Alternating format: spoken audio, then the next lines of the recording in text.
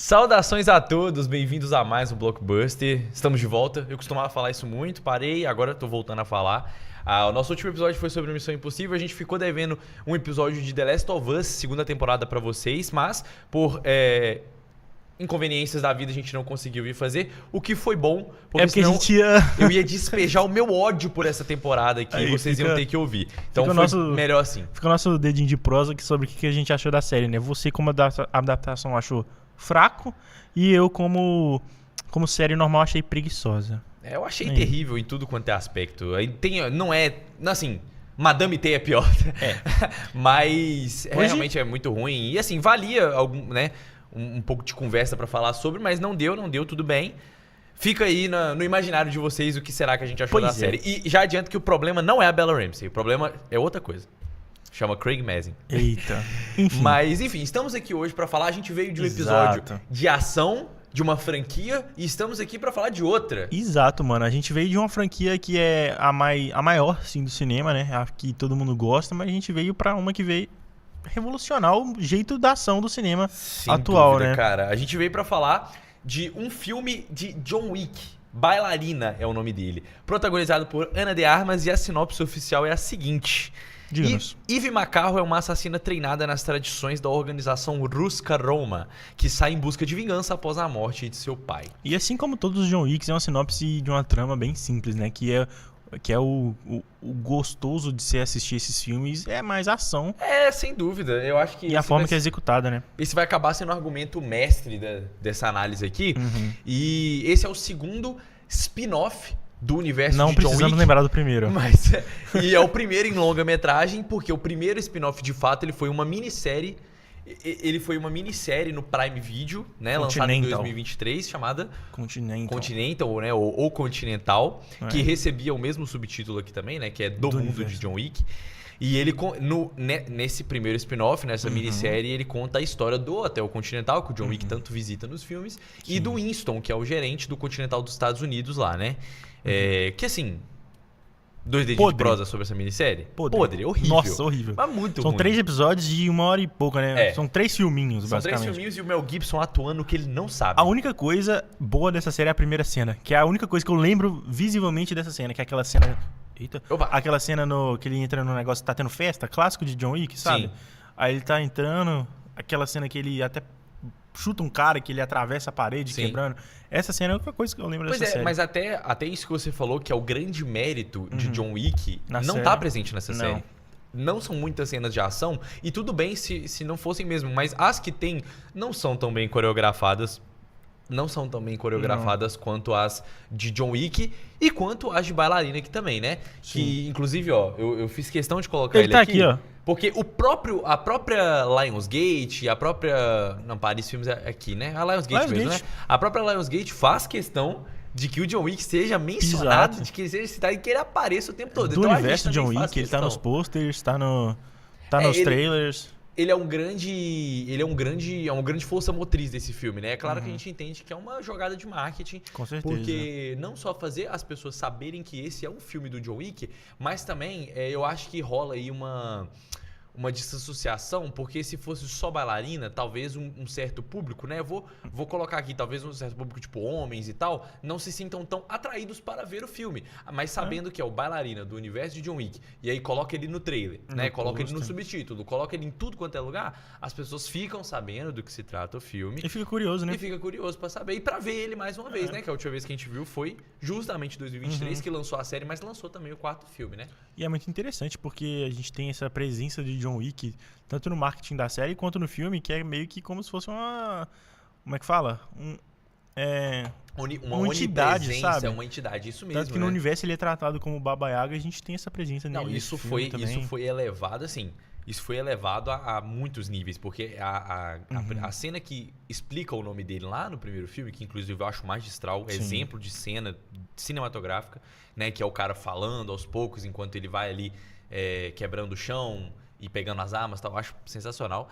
E essa cena pegou tanto que o nome, né, e essa presença dele como entidade foi sendo repetido em todos os filmes. Até o 4º filme ter o subtítulo Baba Yaga. Ele se chama Baba Yaga. Em todos os filmes ele tem tipo essa cena que você falou, né, que é uma cena que mostra o peso e E como é que fala? O aporte físico que o Keanu Reeves tem como esse personagem, sabe? Ele nessa presença, as pessoas, a voz em off explicando. Esse cara é aquele que todos temem. Todos os filmes dessa franquia tem pelo menos uma ceninha tem dessa, uma né? ceninha dessa. Mas a que eu mais sou fã é a primeira, pô. A que eu mais sou fã é o primeiro, cara. E aqui também, nesse filme também tem. A gente tem a Ana de Armas com armas tá aí. A Ana de Armas, cara, né? Eu acho de uma ironia linda de que essa mulher belíssima se chama Ana de Armas e está fazendo esse filme aqui. Porque ela já tinha aparecido no 007 Sem Tempo Pra Morrer, né? No qual ela também usa armas. Mas aqui é elevado também a um outro nível. Ela também tá no aquele dos irmãos russos, não tá? Com a Netflix? Grey o Man. Agente Oculto? Grey Man? Eu acho que tá. Eu acho que tá. Entre Facas e Segredos também. Mas aí ela não pega em armas. Verdade. Mas, inclusive, filmaço, tá? O melhor filme dela e um dos melhores que eu já vi. Ana de Armas. Mas vamos lá, cara. Então, bailarina. Bom, tirando o elefante da sala e assim, destacando que pra mim é o grande mérito desse filme, tá tudo bem, é cena de ação. Sim, né? O John certeza. Wick, ele já vem se consolidando desse jeito. São basicamente cenas de ação emendadas. De vez em quando flerta com um certo tema, igual eu lembro que o quarto filme ele fala um pouco sobre tempo, né? Até o próprio pôster, a gravata dele é uma ampulheta que tem balas dentro, então tem toda uma simbologia ali. Mas mesmo quando flerta com esses temas, não é o grande forte. O grande forte é mostrar um feito técnico. Que é a cena de ação. São as cenas de ação, então tudo bem. A gente sabe que é um filme que é dirigido por um dublê, né? Foi exatamente o que iniciou esse movimento, né? De dublês indo pra direção, né? Confira o nosso episódio sobre o filme O Dublê no ano passado. É verdade. Que a gente falou muito de John Wick, do Chad Stahelski, porque foi o que começou esse movimento. Teve o David Leitch depois, né? Que fez dublê, como você falou, e tem outros aí. Tem o diretor de uma tendência. Tem o Sam Hargrave de Resgate. De Resgate, sim. 1 e 2 com o Chris Hemsworth na Netflix, que inclusive ele que vai fazer uma adaptação de Matchbox da Apple. Isso é muito engraçado. Tipo Hot Wheels, só que da Mattel. Gigante. Enfim. E será que ele vai botar os atores pra fazer a cena de ação? Pô, é o John Cena, né? Vai. Então com certeza vai. Mas é muito interessante esse movimento, né? De diretores que vão... de dublês que vão pra esse papel de diretor e que tem como essa inteligência, esse método deles de mostrar cenas de ação com planos, ou com cenas abertas, com coreografias complexas que meio que substituem o que a gente veria de um blockbuster assim da vida, que seria a batalhazinha de CGI, sabe? Sim. Então esses filmes de John Wick e outros derivados, né, como até a gente tem Bailarina aí também, aquela ação bruta que tudo no cenário pode virar arma, é exatamente essa franquia. É uma oportunidade desses profissionais mostrarem o seu primor técnico, né? No que eles dominam. Isso. Então, realmente, são cenas de ação assim, espetaculares. A gente tá falando... Em fazer, né? Porque eu acho que Bailarina continua esse legado. Nossa, faz demais. muito bem. E se eu critiquei a série Continental justamente pela falta disso, não, Bailarina sobra, né? Então, realmente, tem muita cena de ação muito bem feita. Eu posso citar vários objetos aqui que viram armas, aquela né? de prato, velho, que ela e a outra mulher vão quebrando prato uma na outra. A própria do lança-chamas no final, são cenas de ação, assim... que entram num patamar que já era muito alto, entram no topo desse patamar dessa franquia. Sim, e cenas icônicas, mano. E a gente até citou, mas vale o disclaimer aqui, que esse filme não é dirigido pelo Chad Stahelski, então... Tem um disclaimer dentro do disclaimer. Então vamos lá, que eu vou ouvir você dizer, mas tem o Chad Stahelski que dirigiu os 4 filmes do John Wick, né? Ele dirigiu os 4 mesmo, né? Dirigiu os 4. Ah, ok, todos. porque eu... Sim. Tive uma possível lembrança de que ele não dirigiu o primeiro, mas não, né? Dirigiu os 4, todos. né? Show. Só que ele não volta aqui, né? Quem vem é o Len Wiseman, que dirigiu 2 filmes da série Underworld, Anjos da Noite, né? Anjos da Noite. Com a Mila Jovovich. Não é a Mila Jovovich, mas ela é parecida com ela. É igual. Mas é da série Anjos da Noite aí, que inclusive eu fiquei curioso, eu pensei em assistir depois despretensiosamente. É a Kate Beckinsale. É isso, Mas o disclaimer dentro do disclaimer, bora. Diga. Len Wiseman foi chamado pra dirigir esse filme pra não sobrecarregar o nosso querido Chad Stahelski, né? Você lembra que esse filme foi adiado? Lembro, realmente. Era pra sair ano passado. Exato. Junho do ano passado. Foi adiado um ano. Sim. Pra ter regravações. E essas regravações foram completamente feitas pelo Chad Stahelski. Ah, é? Ele só não pode ter o nome creditado por questões do sindicato dos atores dos Estados Unidos, né? Sim. O SAG-AFTRA. Não, esse é dos atores. Ah, tá. É do DGA. Enfim, mas ele dirigiu regravações que duraram 4 meses, ou seja, isso é quase que o filme inteiro. Ô, louco. E tipo assim, ele esse filme... refez, né? E esse filme, você que tá mais aí nas informações, Se eu não me engano, velho, esse filme ele já tá anunciado há muito tempo. Muito tempo. Muito. Tem imagem, tem imagens, inclusive, que não é a Ana de Armas. Tem uma imagem muito famosa que é de uma bailarina no palco de costas, assim, não é ela. O filme tá anunciado em 2016, só que ele só recebeu luz verde, tipo assim, pra começar a produção em 2018. O que? Aí em 2019 o Len Wiseman foi contratado. No começo, Chloe Grace Moretz ia fazer a protagonista, mas depois foi pra Ana de Armas, enfim. Pois é porque eu tenho uma memória de saber da existência desse filme há muito tempo. O roteiro passou pela mão de Emerald Fennell, a de Bela Vingança. Ô, louco! Você vê. Inclusive, vamos puxar aqui então, porque eu acho que é uma coisa que conecta. Porque como a Emerald Fennell, ela tem um filme, né? Acho que eu não assisti mais nenhum dela, só o Bela Vingança. Mas que é um filme que tem um teor mais feminista. A gente tem esse filme que tem uma protagonista mulher, que tem uma história mais voltada pra isso. Mas, repito, flerta com isso, mas não se aprofunda. Eu não acho que aprofunda. Não acho que é, tipo assim, uma trama que você se preocupa muito e tal. Com certeza. Mas é o que John Wick faz, né? Exatamente. Mas ele flerta ali com um pouco disso e acho que faria sentido, mas não tanto, porque a Emerald Fennell não é diretora de ação, né? Mas faz sentido eles terem considerado ela considerando isso. E eu acho assim, o protagonismo da Ana de Armas e de uma mulher, eu acho muito massa, porque deu possibilidade da gente explorar uma outra coisa também. Porque o próprio filme tira isso do caminho, tá? E aí, o próprio filme fala isso e tal, não quero criar polêmica aqui.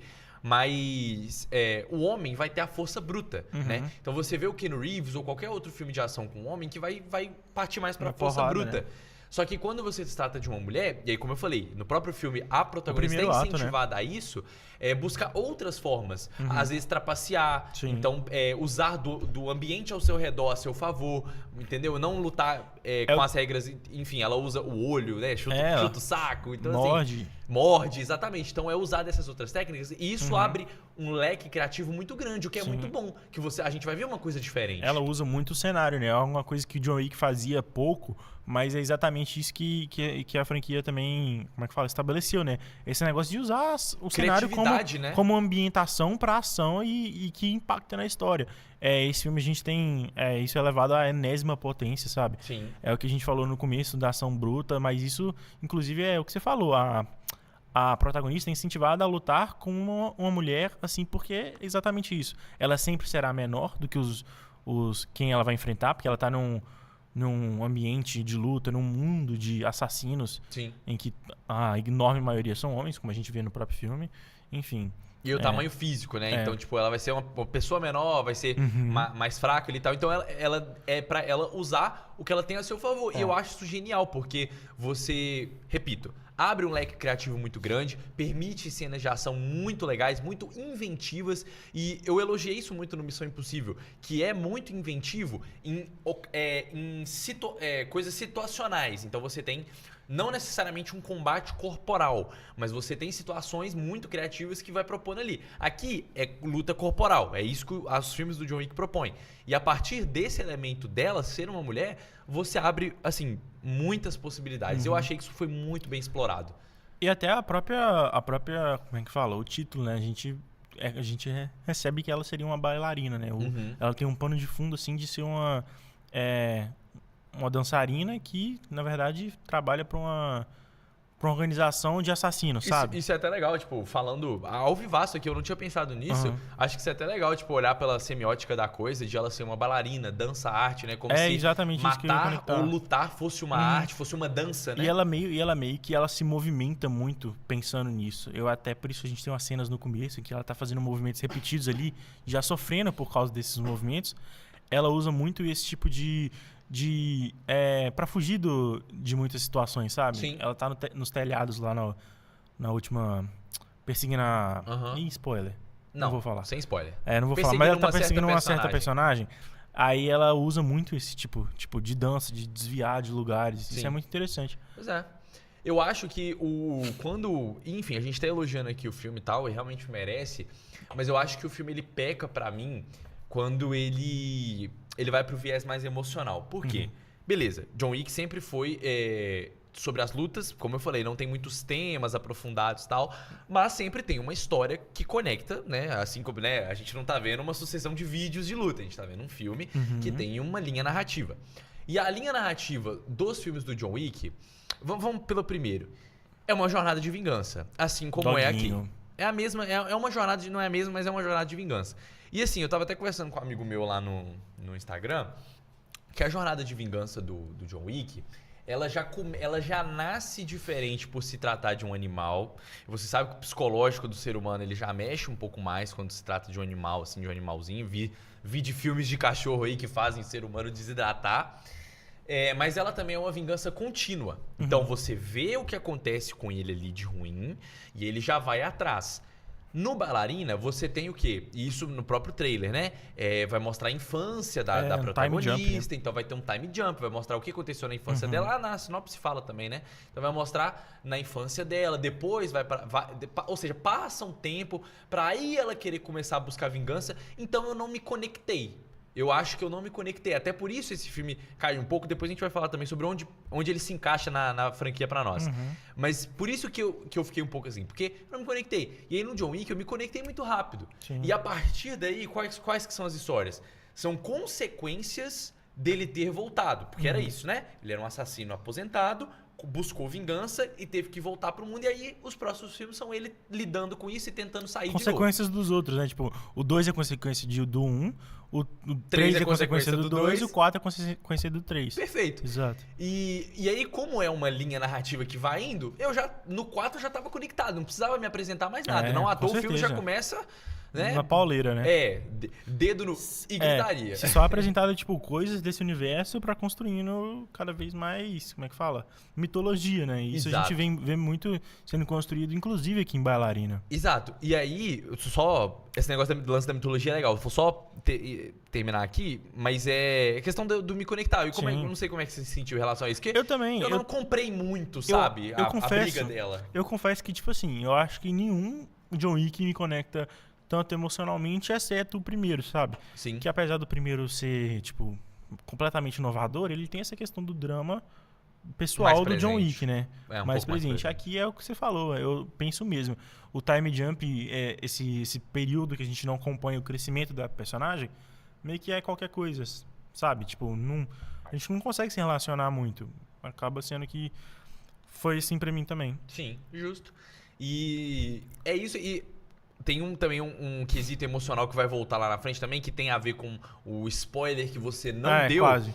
Spoiler que eu quase dei. Que você quase deu, mas que eu também não consegui criar muitos vínculos. Então, assim, eu acho que o que peca mais nesse filme é isso. Porque, apesar de ser uma continuidade, você tá introduzindo a personagem. Não à toa, o nome do filme é diferente. Então eu acho que eu precisava de uma conexão maior pra sentir a simpatia, comprar a briga dela e tal. E isso talvez teria aumentado um pouco a minha nota. Mas como eu não senti isso, foi mais assim, foi um espetáculo. Cenas de ação legal, mas não... Eu acho que apesar de, tipo assim, eu não consegui, e você também, não consegui nos conectar com a história, com o drama da personagem, eu acho que a linha narrativa acaba que é boa, sabe? Sim. Ela vai de um lugar a outro, ela tem motivações... ela passa por lugares e situações, menos, né? Situações que fazem sentido, sabe? Sim. A gente tem um espelhamento, ela já adulta, ela tá indo atrás de uma certa pessoa, a gente tem um espelhamento dela criança junto com essa outra pessoa, sabe? Pra não dar vários spoilers aqui. Sim. Mas a gente tem esse espelhamento que é uma construção, uma linha narrativa muito bem feita. Sim. O que a gente vê, tem filmes de ação que não sabe fazer. Tipo, faz ação pela ação, mas parece mais, como é que fala? Sketches só conectadas por uma coisa. Esse filme não, esse filme tem uma construção, querendo ou não, ele vai nos encaminhar para um final que culmina a jornada da personagem. Apesar da gente não nos conectar dramaticamente com a vingança dela, a gente tem que admitir que tem algo ali amarrando isso, a gente tudo, tem né? uma história, sabe? Uma coisa que conecta tudo. Ok, é válido, eu concordo. Porque eu ia, tipo assim, falar que talvez não tinha enxergado assim, mas faz sentido, é aquela coisa, está ali. Pode não ser feito da melhor forma, mas está ali. Eu acho que exato, eu acho que eu consigo diferenciar muito bem, tipo, essa questão da história, da linha narrativa, que vai nos levar pra jornada dessa personagem, seja de vingança, mas a gente também tem a linha dramática do filme que realmente não tem muita relação com a gente. É muito jogado. E voltando até a falar da questão da diretora, que quase dirigiu, né? e também falando da pauta feminina, é muito curioso como esse roteiro, né? Esse filme parece muito um Viúva Negra, né, cara? Mano, a gente comentou isso, né, Você véio? Notou isso primeiro. Aí você falou pra mim, cinema. A partir daí, eu reparei...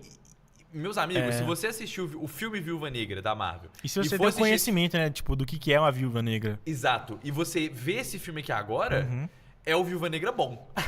Mano, eu não vou concordar, porque eu ainda gosto de Viúva Negra. Eu acho decente, apesar do terceiro ato realmente tenebroso. É uma construção muito, muito boa do filme pra mim. Mas, é o que você falou, velho. Esse filme, ele tem uma história que soa muito com o que a gente conhece da personagem Viúva Negra no universo da Marvel, sabe? Sim, cara. Você tem ali uma organização, que a organização, ela... Não. A Ruska Roma, ela não é exclusivamente, mas aquele... Isso. Tá, com a palavra. Aquela subdivisão ali, boa. Ela é só de mulheres, que é das bailarinas. E aí, que é a diretora que cuida e tal. Então você tem uma organização ali focada em treinar as mulheres. Você assassinas, tem assassinas. E são várias que têm uma relação entre si. A gente vê isso da personagem da Ana de Armas com outra no começo. Exatamente. Que é basicamente o que é espelhado com outra Viúva Negra, né? Você tem um vilão que a protagonista vai buscar uma vingança, é um homem, então você também tem essa questão de ser um homem mais velho que quer controlar essas mulheres, então é um espelhamento ali muito legal e assim, eu achei interessante o exercício, eu falei, pô, se esse roteiro tivesse caído na mão da Marvel, talvez teria dado um filmaço. Pois é, mano. Porque eu não desgosto de Viúva Negra, pra mim ele é um 3 estrelas, né? Mas tem piores, entendeu? Essa é a questão. Mas também tem muitos melhores, né? A gente pode entrar nesse consenso. Eu falei dois argumentos a favor, né? Na verdade, vamos lá. Eu não desgosto, mas tem melhores, isso. Tem muitos melhores. Bom, vamos dar um break aqui, vamos dar uma pausa, porque... Pro nosso quadro, né? Eu quero voltar depois pra falar do próprio John Wick, da presença dele no filme e da franquia como um todo.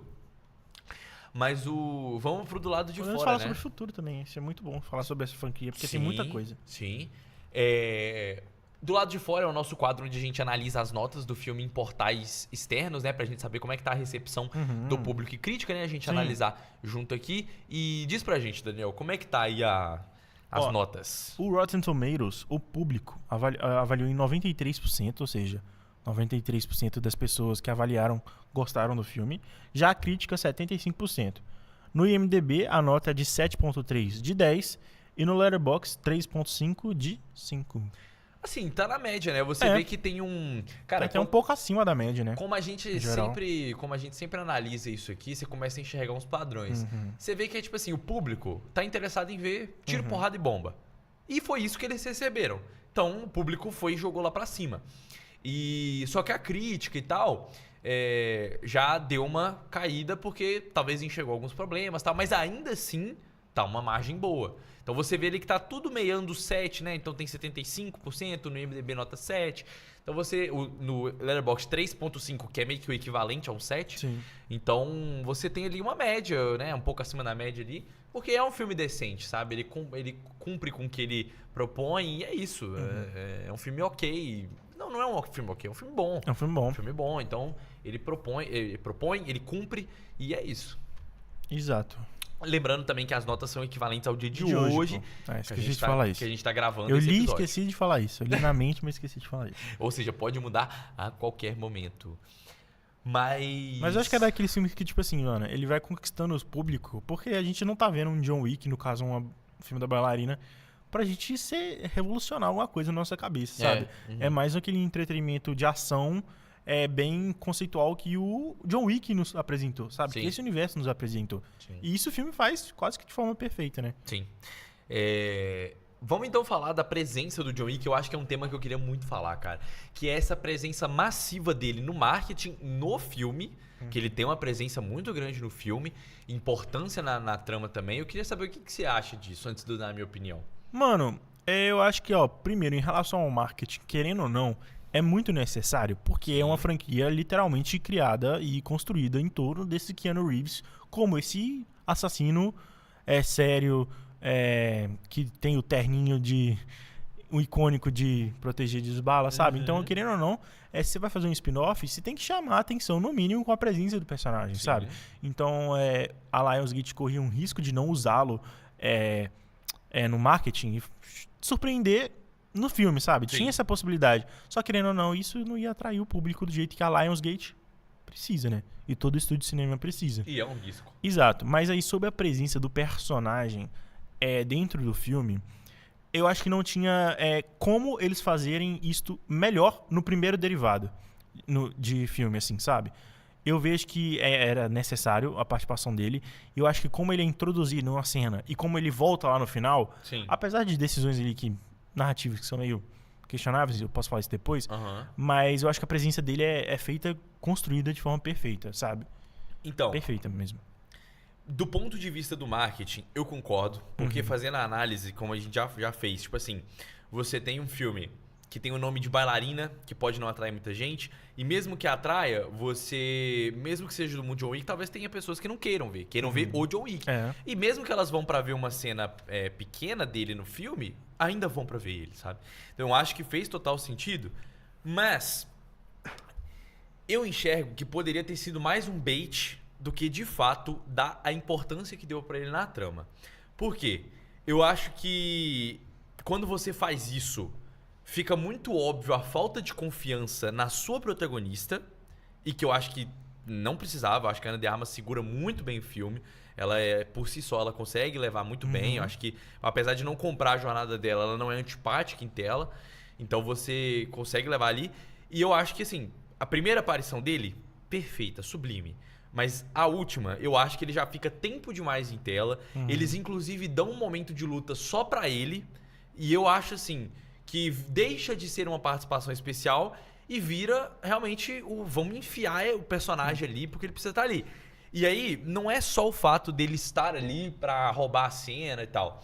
Eu acho que a forçação é tão nítida.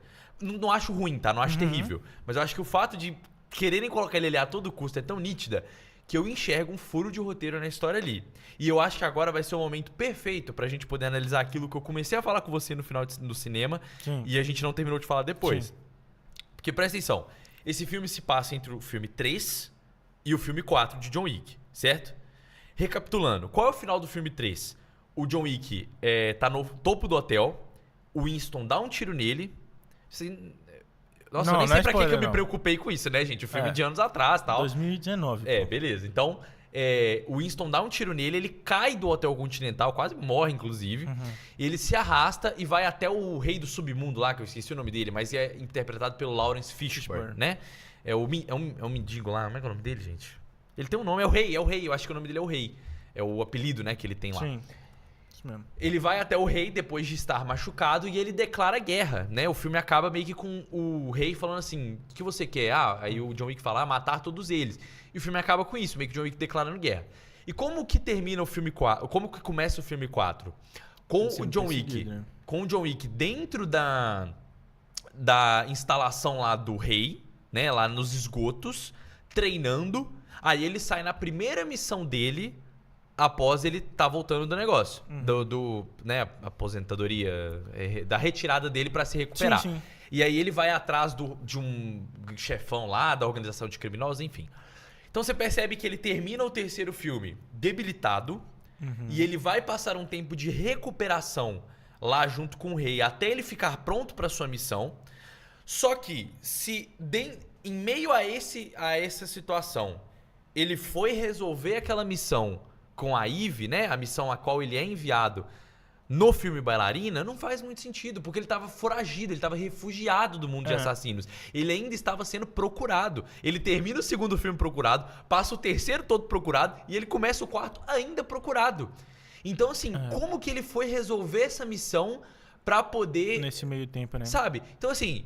Cara, tanto faz, não cobro demais da história. Não, sim. Mas o fato de ser meio confuso ali, de ter esse furo de roteiro, me faz, então é nítido a forçação dele tá ali. Eu entendeu? acho que, tipo assim... Essa foi minha tese de TCC. Mas é exatamente isso, mano.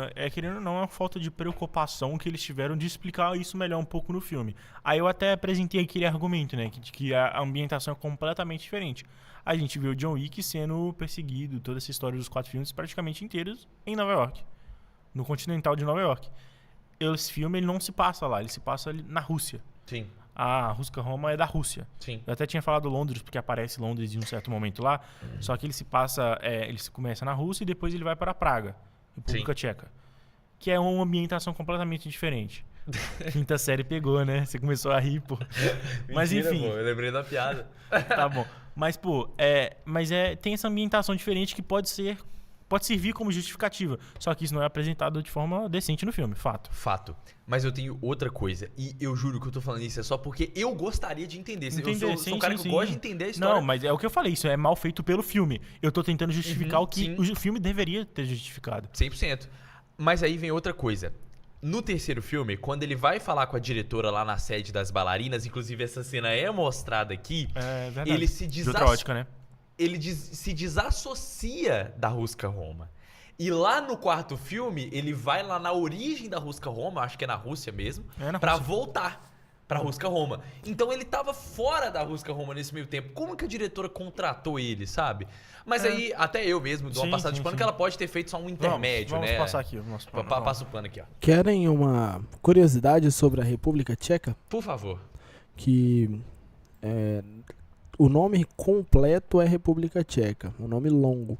Mas o nome que eles querem que seja chamado ao país é Tchequia. Senão a gente não... Ah, tá. É Tchequia. Boa, ainda bem. É Tchequia, ao invés de falar República Tcheca. Eles têm isso aí, depois de 20 anos de deliberação, o governo foi lá e redigiu uma nota em 2016 recomendando o uso do nome Tchequia. Então, Tchequia. É tipo o Brasil, o nome longo, República Federativa do Brasil, o nome curto Brasil. Boa. Legal, interessante. Informação. Aqui tem informação e conteúdo, rapaz. Geográfico. Muito bom. Mas enfim, então encerrei aqui, mas vocês entenderam, né? Exato. Eu falei tudo isso porque, como o Daniel reforçou, incomoda e poderia ter sido melhor explicado pra ter essa amarração e não teve, né? Então... É mais aquele, tipo assim, gostinho de quem gosta desse universo, dessa mitologia, gostaria de ser explicado melhor. Isso acontece em qualquer franquia, sabe? Exato. Normal. E o próprio John Wick, cara, eu acho que, né, as justificativas pra ter o filme 2, o filme 3, o filme 4, ela vai sendo bem amarrada, sabe? Você tem um motivo, enfim, então... Eu gostaria que tivesse sido. Mas tudo bem. Essa foi a análise sobre a presença do personagem John Wick aí. E que é isso, muito cara. boa. Acaba sendo, tipo, entregando cenas de ação pra ele muito boa. Uma entre ele e a Eve. Também bem decente, sabe? E tudo bem, né? Acaba que, por mais que tenha isso, né? É um deleite ver o Keanu Reeves em tela. Ele realmente tem um carisma muito forte, inclusive. Nossa! Hot take. Pra mim, é o carisma do Keanu Reeves que segura ele. Porque a atuação... Presta atenção. É a falta de carisma que se torna carisma... Que compensa a atuação. Que compensa a falta de atuação. Gigante. Entendeu? Esse é Keanu Reeves e esse sempre foi Keanu Reeves. Sempre foi. Aceitemos como Keanu Reeves é. Sempre foi. Ator? Não. Carismático? Não. Anticarisma que se torna em carisma? Sim. Cara, mas o Keanu Reeves, ele é uma força da natureza, cara. Ele sempre foi Keanu Reeves, né? Sempre foi. Tipo assim... Ele tá num trailer muito bom. Ele vai ser o Anjo Gabriel em um filme de comédia com Seth Rogen. Pô, cara, esse trailer é muito legal, velho. Tava jogando Cyberpunk agora. Ele é um personagem recorrente, pô. O Johnny Silverhand. Eu vi ele o tempo todo. Eu lembro que o marketing desse jogo foi praticamente inteiro em cima dele, porque era no auge de John Wick. Era entre o 3 e o 4, né? Sim. Exato, eu lembro disso aí. E aí... Aí ele, em tela aí. Mas ganhou até post separado, menino. Mas e falar nisso, a gente pode dar uma passadinha aqui muito rápido antes da gente ir pros finalmente. Esse filme tem um baita elenco que acaba sendo meio desperdiçado, né, velho? O Norman Reedus, de The Walking Dead, ele tem uma participação muito curta. O próprio... Esqueci o nome do ator, mas que faz o Diego de Umbrella Academy. É uma cena... Pô, uma cena. Ele é um baita chamariz. E os próprios... Como é que fala? Atores e personagens que já vinham do John Wick, né? Dos outros filmes. O vilão muita pouca coisa. Eu descobri que o vilão é o pai do Hereditário. Da família do Hereditário. Tá ligado? Não. Não tô na memória. Hereditário filme. É porque assim, dos quatro de Hereditário da família é o que menos tem importância. Então não tá na minha memória. Eu vi esse filme tem muito tempo. Mas ele é o pai do Hereditário. Tô ligado. E um elenco muito grande, mas que acaba ficando sentado ali na The Armas e no Keanu Reeves quando ele aparece, né? E a gente tava falando do carisma dele, ou da falta de carisma. Que vira carisma. Eu acho que alguém tinha feito uma contagem, ele tem, tipo assim, pouquíssimas falas no John Wick 3 e 4, mano. Nossa, muito Eu acho que no John Wick 3 e 4, eu não vou lembrar desse número, mas ele tem pouquíssimas falas, velho. E no 1 ele só tem falas direito quando é pra explicar esse universo, quando ele vai no Continental pela primeira vez, que a gente tá... É muita pouca fala fora desse contexto de explicação, né? E a gente não... Vamos voltar num ponto que também prejudica o Keanu Reeves, tadinho. Tem que explicar tudo. Que eu queria ter falado e eu não falei, mas de como esse universo continua sendo expandido na mitologia. A mitologia de John Wick é uma das coisas que eu acho mais fascinante. Porque você tem ali um universo, um submundo de assassinos vivendo ali. De organizações. Organizações, e assim, é tudo muito demarcadinho, eu acho isso fenomenal, acho muito bem feito. E o filme, o Bailarino, ele consegue, ele apresenta mais organizações, ele aprofunda na Rússia Roma, e tem um outro elemento que eu sou muito fã em todos os filmes do John Wick, que é apresentar os hotéis Continental. Era isso que eu ia falar, e esse filme nos leva para um novo pela primeira vez, né? A gente nunca tinha ido para aquele Continental de Praga, certo? Sim, certo. Praga, República... Da Tchequia. A gente sempre vai pra novos, ó. Eu lembro que no segundo foi no da Itália. No terceiro foi um no Oriente Médio, que eu não lembro agora. O quarto Paris. E o quarto, Paris. Paris? Então, o quarto é quase inteiro em Paris. Tem sempre um novo e eu acho isso fenomenal. E Tóquio. Tem o Continental de Tóquio também no 4. No 4, verdade. Também, tem os no dois. Começo, né? Sim. O nosso de Tóquio é o mais lindo. É o mais lindo. Lindo. Tem aquela parte que eles têm aquela... piscina ou as cerejeiras. Briga numa ponte... Que do lado tem a piscina, que eles caem. Nossa, isso é muito bonito. Nossa, muito Quero bonito. rever. Então eu sou... Hã? Quero rever. Na moral, deu vontade de rever John Wick, cara. John Wick é muito massa. E tipo assim...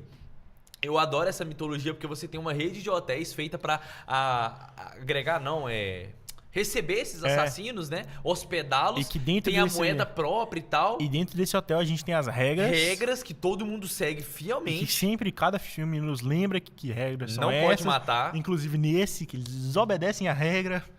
Tá ligado? Foi por desobedecer essa regra que o John Wick foi caçado, lembra? Foi. Ele matou alguém lá dentro. Então não pode, eu acho isso, cara, fenomenal. Isso. Os Continental são legais. Nos leva ao nosso assunto de futuro da franquia. Mas aí... Direto, o que você falou aí. Só pra encerrar. Que dia que vai mostrar o Continental do Brasil? Eu tô querendo ver o Hotel Continental do Brasil aqui no Rio, pô. O Brasil sempre é citado nos negócios assim, nunca é mostrado, né? Sim. No caso do Velozes e Furiosos, eu vou dar uma passada de pano. Mas que tem muita história sobre o Brasil, né? Lá no quinto filme e tal. Mas tem escola de magia e bruxaria no Brasil. Tem, sim. De Harry Potter. Sim. Continental deve ter, se Deus tem quiser. Tem que ter, pô. Pô, tem que aparecer um Continental do Brasil, vou ficar muito feliz. Teve algum filme, velho, que citou Brasil? Missão Impossível. Citou quando eles vão pro... o último me citou, velho. Eu tenho certeza disso. Eu acho que eu me lembro também, que eles falam de alguns países. Enfim, o Brasil sempre tá sendo citado. Tá chamando o público. Nunca mostrado. Cara, tem outro filme que eu tô tentando lembrar aqui, velho. Mas e aí, o futuro da franquia? Assim, pra quem assistiu o 4... Eu vou lembrar. Enquanto o Daniel tenta lembrar o nome do filme, pra quem assistiu o 4, sabe o que acontece no final. E assim, eu sou muito contra continuar a franquia com o John Wick de protagonista. Porque, enfim, é porque eu acho que ainda tá recente, né? O 4, né? Eu acho que... Dá pra falar do final do 4 explícito, pô? Hã? Que isso, pode Dá falar. Dá uma segurada, pô. Não, 2023, 3 anos, velho. 2 anos. 2 anos. Verdade. Então, mas enfim, a gente sabe o que aconteceu. Tá, eu vou falar. Pelo amor de Deus, 2 anos, velho. O John Wick supostamente morre no filme. Tá? Ele toma um tiro e deita na escada e supostamente morre e tem um túmulo pra ele. E não tem menção no filme, tipo pós-créditos ou alguma coisa, que mostra que ele tá vivo. Tem pós-crédito, mas não fala sobre ele. Mas não fala sobre ele. Ok, certo. Eu sou contra, porque aí vai virar franquia a motor de dinheiro sem se preocupar com a história. Sim. Por quê? Encerra o arco dele brilhantemente. Ele conclui a vingança, ele mata o cara mais alto da organização mundo, dos né? criminosos, porque ele queria sair, ele faz isso pra sair. Que era o Bill Skarsgård. Ele, enfim, se encontra com a mulher dele, porque a mulher dele morreu, né? Antes do primeiro filme e tal. E com o doguinho, pô. E com o doguinho. Então, assim, a jornada dele se encerra de fato. Ele morre. Se voltarem com ele, eu acho que vai ser fraco demais. Porque você vai dar uma nova história pra ele, sem substância. O arco vai ter acabado. É igual com o Kung Fu Panda. Sim. Pra que ter o 4 se acabou no 3? Tá ligado? Então, tipo, você tem a história que acaba, mas as pessoas querem... ter o 5, né? Cara, eu acho isso ruim. Eu acho que continuar o John Wick como John Wick 5 e ele continuar como protagonista vai ser uma decisão ruim. Vou assistir. Pode ter cena de ação boa? Pode ser incrível. Não, muito provável que seja incrível. Vai ter cenas de ação muito boas. Mas a história não vai me comprar. Porque o fato dele ter morrido, né? Ou supostamente morrido... Encerrada a jornada dele e agora voltar atrás, eu acho de um mau gosto impressionante. Até porque ele volta lá no primeiro filme pra fazer a vingança dele, e tudo que ele queria depois disso era sair de novo. Se ele voltar de novo, vai ser uma repetição, pô. Ele sai e volta, sai e volta, sai e volta. Aí perde a substância, né, meu amigo? Então eu sou contra. Mas, continuar nos spin-offs, bom demais. Então bora. Tem material. Fala. Bora. Então, vou te dar uma notícia. A gente tem 4 spin-offs filmes. Eu sei. Em desenvolvimento ativo. Calma aí. Em desenvolvimento ativo. O que tá mais atrás desses 4 seria o John Wick 5. Ótimo. O que tá mais longe de realmente acontecer em um futuro próximo. Então, John Wick 5 tá em desenvolvimento, mas pode não acontecer porque tá muito distante. Vamos lá. O primeiro. Um filme live action prequel sobre o estabelecimento de como é que é? A tábula... Como é que é? O negócio do Bill Skarsgård no quarto filme. O nome. Não lembro. Mas da organização dele. O estabelecimento daquela organização, que é a mais alta classe do mundo de assassinos. Alta cúpula. Alta cúpula, isso. Nossa, eu falei alta e lembrou, né? Eu falei metade da palavra. Enfim, tem um filme sobre o estabelecimento dessa organização como top de linha. Aí tem um filme animado que seria a prequel, que contaria a história do John Wick sobre o que levou, o que fez ele perder a mulher e o que levou ele a sair. Ok. O processo de saída dele, né? O processo de saída dele. Que é uma história diretamente ligada com o 2, então pro personagem do 2 vão aparecer, né? Que é aquele cara lá que faz a promissória, né? Isso já tem... E esse filme já tem diretores... Não, diretor, que é o Chanel Tindall.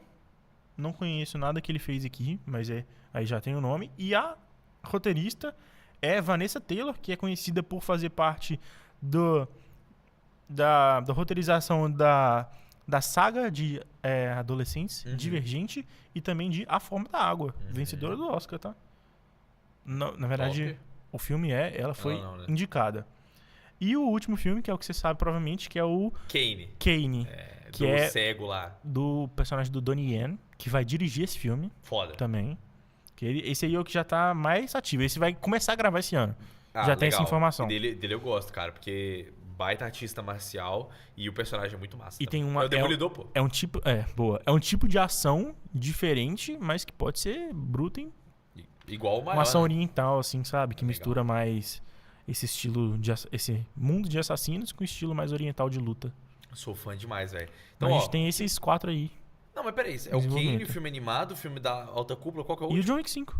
Ah, tá, ok. Entendi. Você tá querendo apagar ele da sua mente, né? Nossa. Não, mas eu também concordo com você. Mas enfim, eu vejo o futuro justamente nisso. É um universo muito rico. Então vamos explorar não só prequel, mas vamos explorar assistam no cinema. Futuro dos outros personagens, ou personagens completamente novos, mas vai explorando novos. Vão pro cinema. Hotéis Continental. Pra gente ter um Bailarina 2, pô. A Ana de Armas merece muito, velho. A personagem dela merece muito, velho. Isso que eu ia falar. É uma baita personagem. Bailarina 2 merece demais, até porque o final desse filme aqui estabelece uma certa coisa que dá margem para continuações. Sim. Então, vamos fazer Bailarina 2. É isso, eu acho que o futuro dessa franquia tá em aposentar o John Wick, deixar ele só como grande entidade mesmo. Do Keanu Reeves, né, etérea ali na mente das pessoas, mas não usar ele mais fisicamente. Vamos deixar com os outros personagens, com novos personagens, porque é isso, tem potencial igual. Então... Vamos pro nosso ranking? Cara, vamos pro nosso ranking. Qual que é o lance? Pra mim, Bailarina está abaixo de todos os 4 John Wicks. Para nós também. Pra você também? Pra mim também. O que não significa que necessariamente seja ruim, Nem tá? um pouco. Nem um pouco. Mas pra mim, todos os John Wicks superam ela. E aí minha ordem é a seguinte. O meu favorito é o 2, John Wick 2. O meu segundo favorito é o primeiro.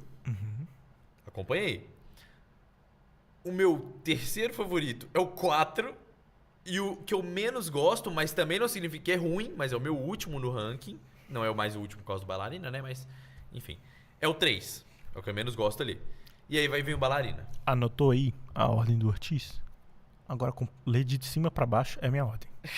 3, 4, 1, 2. Bailarina. Incrível. Isso é incrível.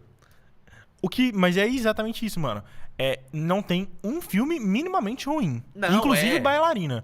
São isso. filmaços. Ótimos filmes. Mas que, querendo ou não, tem essa... tem que ter uma ordem. Tem que ter uma ordem, sabe? Eu acho que... inclusive, John Wick eu enxergo do modo que mais me entrega na ação, assim. O Bailarina acaba sendo mais abaixo por essa questão de falta de conexão, né? Porque o John Wick a gente já tem o estabelecimento com o personagem Mas é exatamente isso, velho. É 5 filmes incríveis. Baita franquia, como é que fala? Consistente. Falei isso, né? Porque dos meus, os 4 John Wicks tem exatamente a mesma nota. 4 estrelas. Também. O meu tem 4,5 todos. 4,5 todos. E então, o Bailarina, 4. O meu Bailarina é 3,5. Caraca, é a mesma coisa, só que diminui meia estrela. Caralho, que massa. Mas é uma franquia muito consistente, justamente. Ela se mantém num nível muito alto. E eu não sei, eu tenho a impressão de que talvez se eu reassistir, talvez aumente um pouquinho. Porque, né, conforme a gente conversa aqui, conforme a gente assistiu o próprio Bailarina, e eu fui lembrando, cara, é um filme. Faremos uma missão de rever John Wick em breve. Justíssimo. São só 4 filmes. Tem que ter maratona. Tem que ter maratona. E aí, é isso, cara. Então, assim, chegamos ao final. Saldo final. Filmaço, enfim, cenas de ação brilhantes. Talvez falta um pouco de conexão ali, mas a Ana de Armas como protagonista é muito boa. Presença do John Wick muito forte. E é isso. Eu concordo. Vale a pena, vale a pena. Concordo super. É um filme que ele se aproveita do estilo de ação bruto. Tem cenas violentas, velho. Pô, a gente nem citou aqui, mas a cena das granadas também, velho. Sim. Ana de Granadas. Bizarro. Ana de Granadas. Pô, elas jogando granada pra tudo qualquer lado. Aquela cena é uma construção impecável. É o que você falou. O que o universo propõe, esse filme faz muito bem. Mas tem a falta de conexão, como você falou. Exatamente. É isso. Nossa opinião é basicamente igual. Ô, louco. Então é isso, Bailarina é um must watch e assim, boas surpresas. Não dá pra falar que começou, que começou agora, porque já começou, né? O Summer. Sim. Então agora vem uma onda de filmes aí muito grandiosos e que Deus abençoe e que sejam todos bons. Sim. Pra gente vir aqui e falar bem. O próximo a gente já sabe que é bom, né? Que é... Como Treinar Seu Dragão. Ah, é verdade! A gente já viu, a gente vai falar sobre no próximo episódio, se Deus quiser. Segundo que vem a gente tá aqui de novo falando sobre Como Treinar Seu Dragão. Mas, já adiantando aqui... Pois é, porque o filme teve sessões de pré-estreia Tá tendo sessões de pré-estreia aqui na nossa cidade, a gente já assistiu, mas o filme lança oficialmente nessa quinta-feira, dia 12, Dia dos Namorados. Estamos de volta. E aí, segunda, estamos de volta para, enfim, falar dele. Se você quiser saber sobre antes do episódio de segunda, site, hein? www.portalblockbuster.com.br. Nem precisa mais do www. É verdade. Portalblockbuster.com, acessa nosso site lá, tem muito conteúdo, notícia legal. Saiu o elenco de Harry Potter hoje. Verdade. Assim, brilhante. Muita gente. E deixa o like aí também, tá, galera? Eu tô vendo aqui que tem 5 pessoas assistindo e só um like. Se cada um der um like, fica 5 likes. Então, ajuda a gente nessa aí. Dá o like e também, enfim, se você tá assistindo... Deixe seu comentário aí sobre o que você acha da franquia, sua opinião sobre o Keanu Reeves como ator. A gente E se você ainda não é inscrito, se inscreve. Se você não segue no nosso Instagram, segue. E, como é que fala? Essa é uma franquia que eu assisti com a minha avó todos os 4 filmes. Ela não pôde ir comigo assistir no cinema o Bailarina, mas quando sair no streaming, com certeza eu vou mostrar pra ela. Por favor. Porque é muito... Vale muito a pena. Ela gosta muito, velho. Vale muito a pena. É o Keanu Reeves dando tiro, porrada e bomba. E agora é a Ana de Armas usando armas. Ah, bom demais, cara. Então é isso, obrigado a todo mundo que assistiu, que acompanhou mais o episódio. E detalhe também, que eu tinha falado até no último episódio número 80! 80! Já são 80 vezes que a gente veio pro estúdio gravar episódio, falar de filme, falar de série, falar de cinema. E faltam agora 20 pra bater o 100, que é sempre uma marca muito... Vamos chegar. Tem muita coisa pela frente aí. E pra gente chegar, a gente precisa de vocês, então reforça o convite. Por favor. Se inscreve, siga nosso Instagram, acesse nosso site, compartilha, comenta. Tudo isso aí que vocês sabem, porque dá essa força pra gente. Exato. Então, não, eu vou... Mais um detalhe, porque eu não quero acabar. Mas esse filme, ele tem uma música, uma canção original. Eu sou sempre fã quando os filmes lançam canções originais. E a canção original é da Halsey com a Amy Lee, que é a vocalista de Evanescence. Pensa numa música braba, 2 mulheres braba, da voz boa. É um rock, é um certo rock. Vou te mostrar, eu acho, não sei se você ouviu. Ouviu? Eu vi no filme. Justo, é porque a gente acaba conversando ali nos créditos, mas você deu pra prestar atenção, né? Pois é, mas musicão, depois do filme eu passei a ouvir ela mais, e nossa, assim, música perfeita. Eu adoro quando o filme assim lança canção original. Então, muito braba a música, viu? A música se chama The Hand That Feeds. The Hand That Feeds, a mão que alimenta. Então, eita. Agora sim, adeus pra todos vocês, um beijo e até a próxima. Até.